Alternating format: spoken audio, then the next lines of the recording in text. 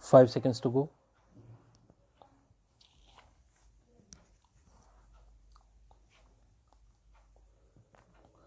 Start. Thus, it is settled that the RBI is a special expert regulatory body that is insulated from the political arena. Its decisions are reflective of its expertise in guiding the economic policy and financial stability of the nation.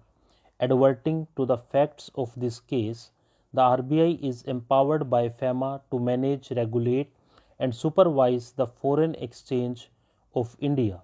It is trite law that courts do not interfere with the economic or regulatory policy adopted by the government.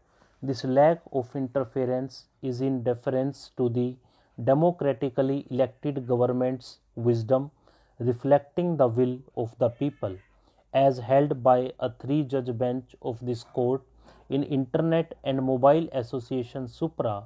The regulations introduced by RBI are in the nature of statutory regulation and demand a similar level of deference that is accorded to executive and parliamentary policy. This court must be circumspect that the rights and freedoms guaranteed under the Constitution do not become a weapon in the arsenal of private businesses to disable regulation enacted in the public interest. The Constituent Assembly debates had carefully curated restrictions on rights and freedoms in order to retain democratic control over the economy. Regulation must, of course, be within the bounds of the statute and in conformity with executive policy. A regulated economy is a critical facet of ensuring a balance between private business interest and the state's role in ensuring a just polity for its citizens. The Constitution Bench in Modern Dental College Supra had remarked on the role of regulatory mechanisms in liberalized economies. Speaking for the bench, Justice A.K. Sikri had observed, regulatory mechanism, or what is called regulatory economics, is the order of the day. In the last 60 to 70 years, economic policy of this country has travelled from laissez-faire to mixed economy to the present era of liberal economy with regulatory regime. With the advent of mixed economy, there was mushrooming of the public sector, and some of the key industries like aviation, insurance, railways, electricity, power, telecommunication, etc. were monopolized by the state. License permit Raj prevailed during this period with strict control of the government, even in respect of those industries where private sectors were allowed to operate. However, Indian economy experienced major policy changes in early 90s on LPG model, that is liberalization, privatization and globalization. With the onset of reforms to liberalize the Indian economy in July 1991, a new chapter has dawned for India. This period of economic transition has had a tremendous impact on the overall economic development of almost all major sectors of the economy. Regulating the economy is reflective of the compromise between the interest of private commercial actors and the democratic state that represents and protects the interest of the collective. Scholars across the world have warned against the judiciary constitutionalizing an unregulated marketplace. This court must be bound by a similar obligation in order to preserve its fidelity to the Constitution. With the transformation in the economy, the courts must also be alive to the socio-economic milieu.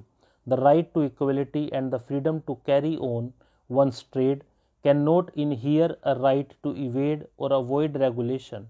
In liberalized economies, regulatory mechanisms represent democratic interest of setting the terms of operation for private economic actors.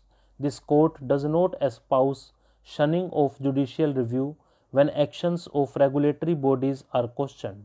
Rather, it implores intelligent care in probing the bona fides of such action and nuanced deference to their expertise in formulating regulations. A casual invalidation of regulatory action in the garb of upholding fundamental rights and freedoms without a careful evaluation of its objective of social and economic control would harm the general interest of the public. In the instant case, the RBI has demonstrated a rational nexus in the prohibition of MTTs in respect of PPE products and the public health of Indian citizens. The critical links between FTP and MTTs have been established by the respondents. Facilitating MTTs in PPE products between two distinct nations may prima facie appear as having no bearing on the availability of domestic stocks. However, the RBI has carefully established the connection between the use of Indian foreign exchange reserves (MTTs) and the availability of domestic stocks, as noted in sections C2 and C3. As a developing country with a sizable population, RBI's policy to align MTT permissibility with the FTP restrictions on import and export of PPE products cannot be questioned.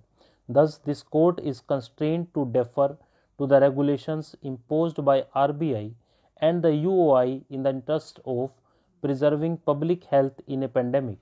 This deference is by no means uncritical.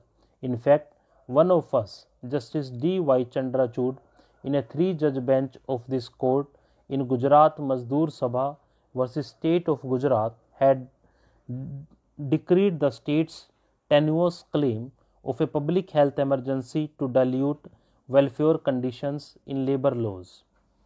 Stop.